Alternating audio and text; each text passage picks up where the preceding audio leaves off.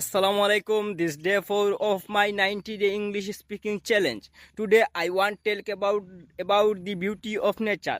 Nature is full of life, peace and happiness. When I see green fields, I see green fields, trees, rivers, and the blue sky. My heart feels clean. Nature teaches us live simply and stay grateful. I believe if we love nature, nature will love us back. That is why that is that is that is why I allows try to spend time in nature.